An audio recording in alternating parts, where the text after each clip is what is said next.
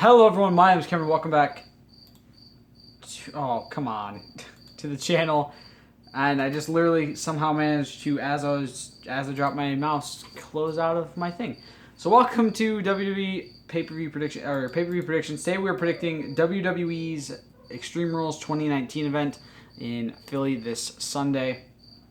We're going to start off with the Raw Tag Team Championship match. We have the Revival, the current champions, versus the Usos.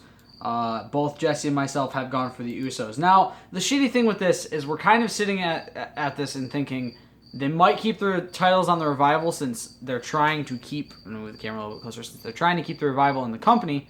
That cricket is annoying the fuck out of me, I swear to God. I don't know how the cricket got into my basement, but it's annoying. Since the Revival is potentially on the way out of the company as they have asked for their release, we think maybe WWE is going to keep the titles on them to try to sweeten the pot and kind of keep them here so that way maybe they have a reason to stay. But we also think maybe they're just going to take the titles off of them, put them onto the Usos, and then just basically say goodbye to the Revival, which sucks because the Revival's fantastic and they just haven't been used properly on the main roster. But yeah, we think that we both think the Usos are going to win. Next, we have a men's singles match. We have Aleister Black versus Cesaro, and both Jesse and myself have gone for Aleister Black. The reasoning being, this is Aleister's first main roster match since his return. Well, not really return, since the Superstar Shakeup happened, and he went over to Smackdown, him and Ricochet broke up, and he's been doing his I want someone to pick a fight with me thing. And Cesaro's the first person, he's the one who knocked. And, We definitely think that while Cesaro is fantastic as well, he's the one that can take a loss out of this and bounce back. We do not think that if Aleister lost this after all the build-up for him and he lost this, it'd kind of be a little bit dumb. Cesaro was kind of getting a push there for a bit, it seemed, and then he just started losing to Ricochet like crazy. Next, with the Smackdown Tag Team Championship Triple Threat, we have Daniel Bryan and Eric Rowan versus the New Day versus Heavy Machinery. I've gone for the New Day. Jesse's gone for Heavy Machinery. There's a lot of people who think that Daniel Bryan and Rowan should keep the titles for a bit, up until somebody, like AOP can come on to SmackDown or the Hardys can come back and face them. I just don't see that happening. Like, I would love to see AOP be the people to go into the next feud, but if it's against Daniel Bryan and Rowan, I don't see it happening with AOP. And the Hardys probably isn't happening, as Jeff Hardy just got arrested today. For public intoxication. This is not his first time being arrested for public intoxication, so it's really bad that happened. So me and Jesse both think a face team, either Heavy Machinery for him or the New Day for me, are going to win the tag titles on Sunday. And, well, today actually, because I just realized it is actually Sunday when you guys are going to be seeing this.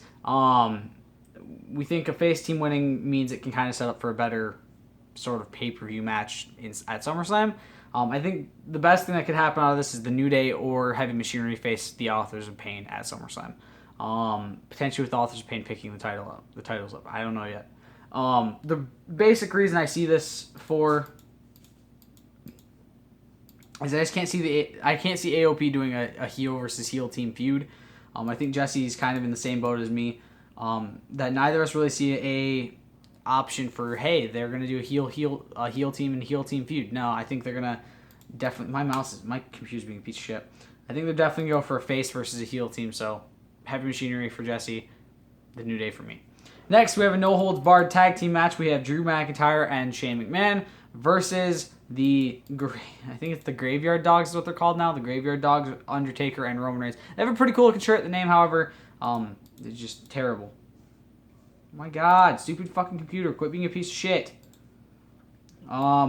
We have both gone for Taker and Reigns. I can't see them giving Drew McIntyre and Shane McMahon this win. I can maybe see them having having a Drew kind of do a big thing where he injures The Undertaker and he keeps saying, I'm the one who ended The Undertaker's career. It was me, not anybody else.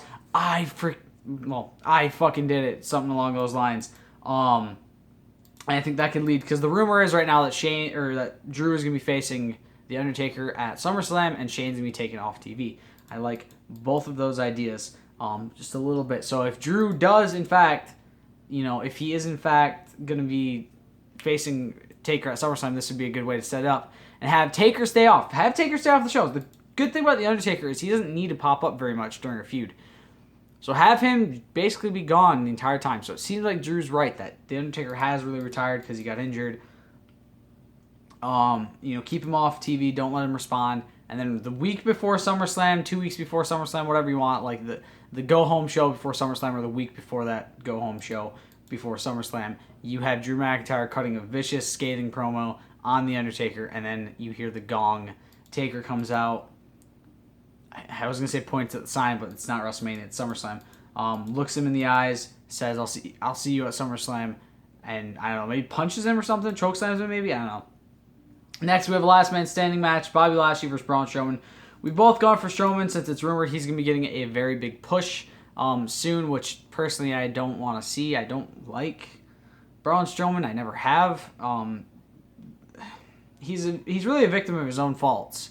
If you guys don't know what's happened with Braun Strowman, he's been getting pushed very high, getting close to the peak, and then he does something backstage that pisses everyone off, and then he crashes and burns. He did that picture when him and Roman Reigns were feuding. He took a picture with Roman Reigns and posted it on social media. During the time when he was facing Brock Lesnar, it was said he was supposed to win, and then he got a bunch of people pissed off backstage. Basically, he keeps getting in his own fucking way, in his own path, and blocking it. Not to mention, he does the cringiest fucking shit. Monster in the Bank was retarded. I'm sorry, but it was so fucking dumb. Then there's the get these hands thing where he looks like he's grabbing a giant pair of testicles. Personally, I've never liked Braun Strowman. I'm never going to like Braun Strowman, but I don't see Bobby Lashley winning this match. I literally can only see Braun Strowman winning this match. I just really hope his push doesn't happen. Next, we have a United States Championship match, AJ Styles versus the champion Ricochet. We've both gone for Ricochet. It's also being said that Ricochet is getting a notable push. Now, I do agree that the club being back together kind of means that maybe AJ should get this win. However, I think this is kind of going to be one of those situations where the feud's not going to end with this match, and it's going to lead into a big SummerSlam match, hopefully. But yeah, I think Ricochet is going to win the battle, but Styles is going to win the war. I basically think what's going to happen is Ricochet is going to win the match, and then the club's going to beat him down. Maybe at SummerSlam he's going to win the match, and then the club's going to beat him down. Or AJ's going to win the match, and the club's going to beat him down. Something along those lines. I think it'd be really cool. Personally, I think Ricochet as champion is not doing too bad. I think just make sure his promos are easy for him to do, because he fucked up a lot recently. And it's just, I don't know. Shaky promos are never a good thing, especially for your champion.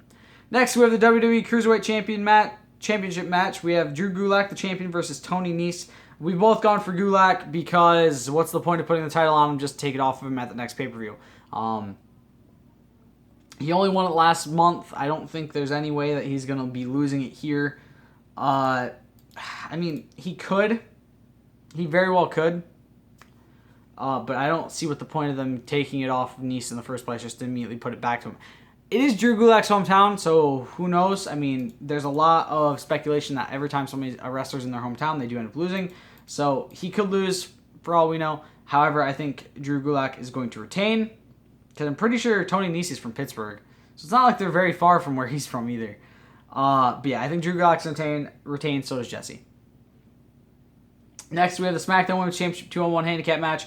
Bayley, the champion, versus the challengers, Alexa Bliss and Nikki Cross. Me and Jesse both gone for Alexa Bliss and Nikki Cross, and I feel like it's going to lead to Cross turning on Alexa, not the other way around. Everyone thinks that it's going to lead to Alexa turning on Nikki, but I think what's going to happen is Alexa's going to get pissed that Nikki gets the pin. I think Nikki's going to get the pin, so she's technically the rightful champion is the way everyone's going to look at it. But Bliss is going to be trying to steal the spotlight, take the title, say it's her championship, she's the champion.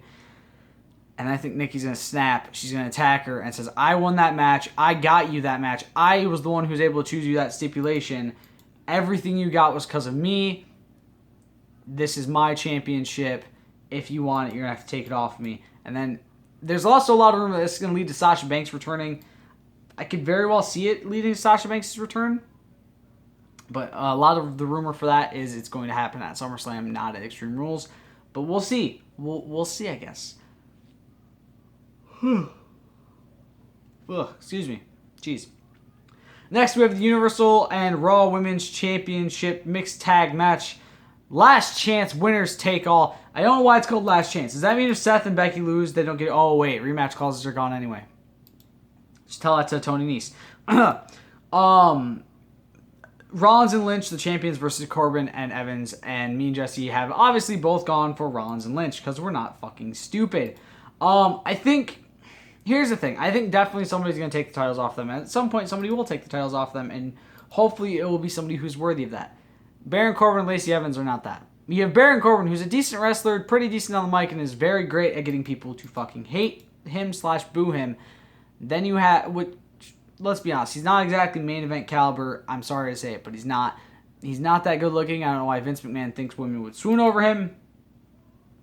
But he's definitely not at the point where he should be getting a world title. Lacey Evans, on the other hand, is a fucking plank who cannot goddamn wrestle. I'm sorry, but she can't. She's fucked up so goddamn much, and she hasn't even been on the main roster that long. She does not deserve a championship with how green she is. We've seen WWE give the championship to people who are green, and if you don't know what green means, it means they're kind of new to the business. And they've hurt and fucked up and just destroyed people, basically, in many ways that shouldn't have happened if they were actually a respectable person, which is another reason I don't like Braun Strowman. He was very green when he started, and it seems like they pushed him very soon. But yeah, Rollins and Lynch. And finally, the WWE Championship match, Kofi Kingston versus Samoa Joe. Regardless of Kingston's injury, we are both going for Kofi Kingston. This is kind of one of the ones we're not sure on because of the back injury that Kofi is said to be dealing with right now that he faced at a house show last Sunday against Dolph Ziggler. However, I don't think that they're going to take the belt off of Kofi. I think when they're going to take it off him is going to be SummerSlam. I think that's kind of where Jesse's sitting too. Hopefully it will be to Samoa Joe. If not Samoa Joe, hopefully it will be to Kevin Owens. Those are probably the only two people I really want to see. Because if Kevin... I look at it this way. If Samoa Joe wins, there's so many people that could be his next competitor, to be the next person to face him.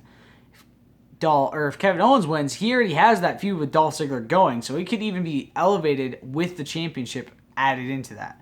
And I think that'd be really cool for Kevin to be champion or Samoa Joe to be champion. So I'm looking forward to SummerSlam to see who Kofi faces if he wins. But those are our predictions.